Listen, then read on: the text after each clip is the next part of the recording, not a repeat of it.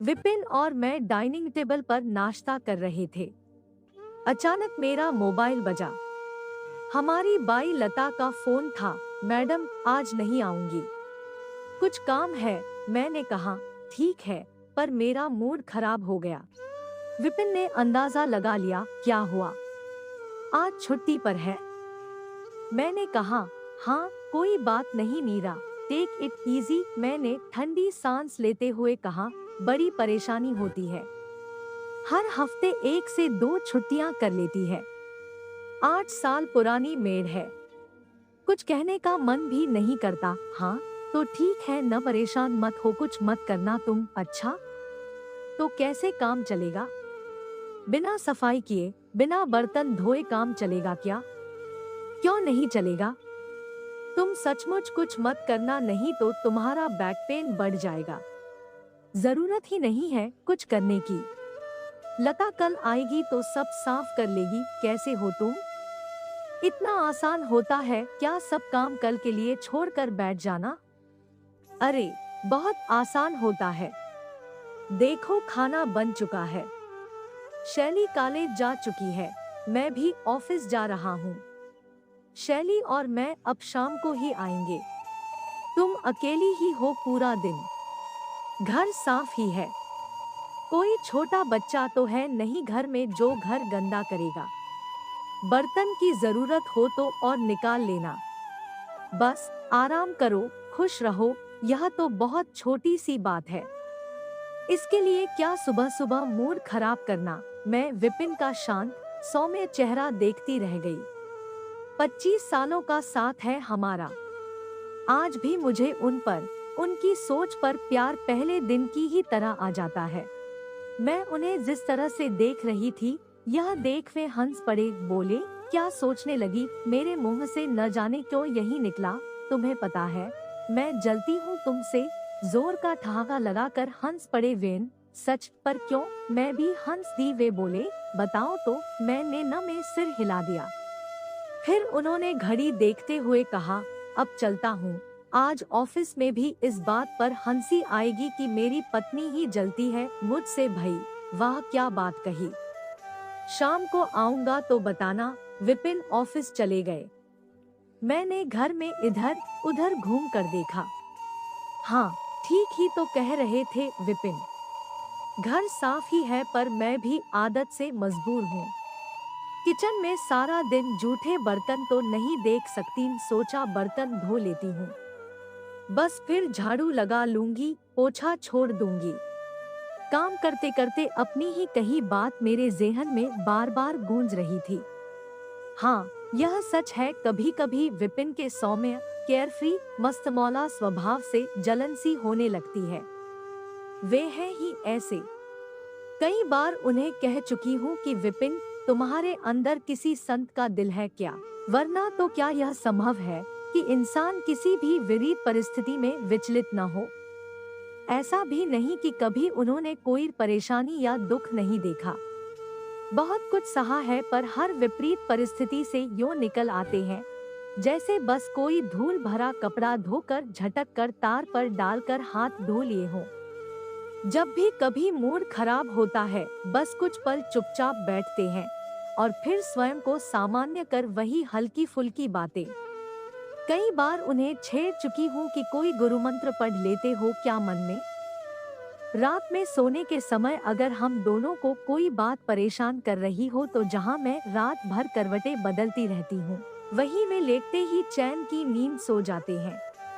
विपिन की सोने की आदत से कभी कभी मन में आता है कि काश मैं भी विपिन की तरह होती तो कितनी आसान सी जिंदगी जी लेती, पर नहीं। मुझे तो अगर एक बार परेशान कर रही है तो सुखचैन खत्म हो जाता है मेरा, जब तक कि उसका हल न निकल आए। पर विपिन फिर सुबह चुस्त दुरुस्त सुबह की सैर पर जाने के लिए तैयार।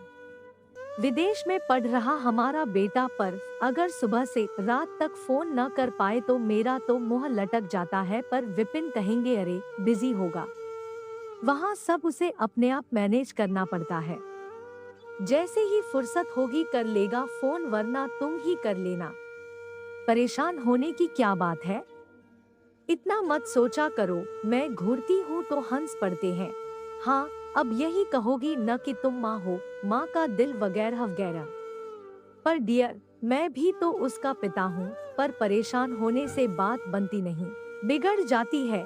मैं चिढ़कर कहती हूँ, अच्छा गुरुदेव, जब खाने की बात हो, मेरी हर दोस्त, मेरी माँ, बच्चे सब हैरान रह जाते हैं कि खाने के मामले में विपिन जैसा सादा इंसान शायद ही कोई दूसरा हो। कई सहेलियाँ तो अक्सर कहती हैं, मीरा, जलन होती है तुमसे, कितना अच्छा पति मिला है तुम्हें, कोई नखरा नहीं।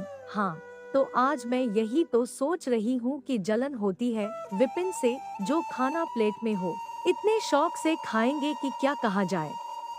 सिर्फ दाल चावल भी इतना रस लेकर खाएंगे कि मैं उनका मुंह देखती रह जाती हूँ कि क्या सचमुच उन्हें इतना मजा आ रहा होगा खाने में। हम तीनों अगर कोई मूवी देखने जाएं और अगर मूवी खराब हुई तो शैली और मैं कार में मूवी की आलोचना करेंगे। अगर विपिन से पूछेंगे कि कैसी लगी तो कहेंगे कि अच्छी तो नहीं थी, पर अब क्या मूड खराब करना, टाइम पास करने गए थे न कर आए। हंसी आ जाती है इस फिलॉसफी पर। हद तो तब थी जब हमारे एक घनिष्ठ रिश्तेदार ने निरर्थक बात पर हमारे साथ दुर्व्यवहार किया।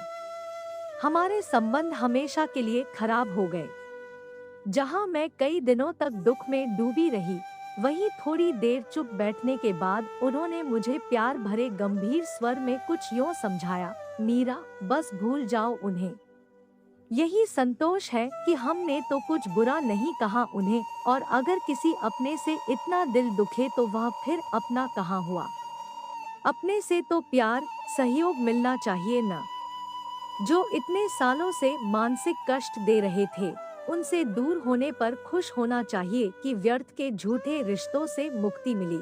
ऐसे अपने किस काम के जो मन को अकारण आहत करते रहें।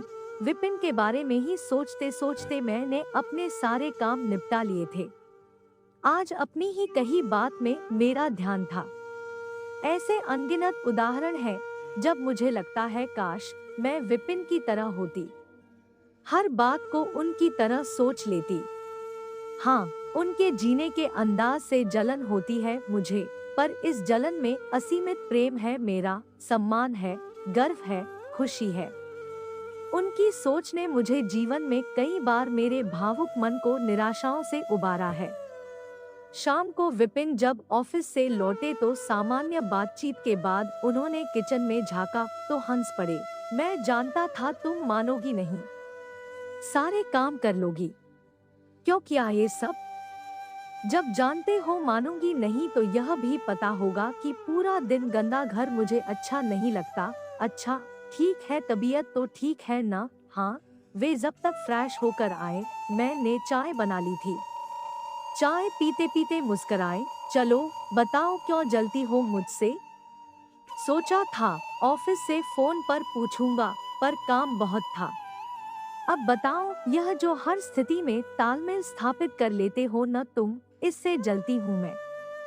बहुत हो गया, आज गुरुमंत्र दे ही दो, नहीं तो तुम्हारे जीने के अंदाज पर रोज ऐसे ही जलती रहूंगी मैं। कहकर मैं हंसी पड़ी। विपिन ने मुझे गहरी नजरों देखते हुए कहा, जीवन में जो हमारी इच्छानुसार न हो उसे चुपचाप स्वीकार कर लो। जीवन जीने का यही एकमात्र उपाय है। Take life as it comes. मैं उन्हें अपलक देख रही थी। सादे से शब्द कितने गहरे थे। मैं तन्मन से उन शब्दों को आत्मसात कर रही थी। अचानक उन्होंने शरारत भरे स्वर में पूछा, अभी मुझसे जलन होगी? मैं जोर से हंस पड़ी। आपका समय निकलकर हमारे साथ था, इसके लिए आपका धन्यवाद। अगली बार फिर से मिलते हैं नए और रोचक वीडियो के साथ। चैनल को सब्सक्राइब करना न भूलें। धन्यवाद और शुभकामनाएं।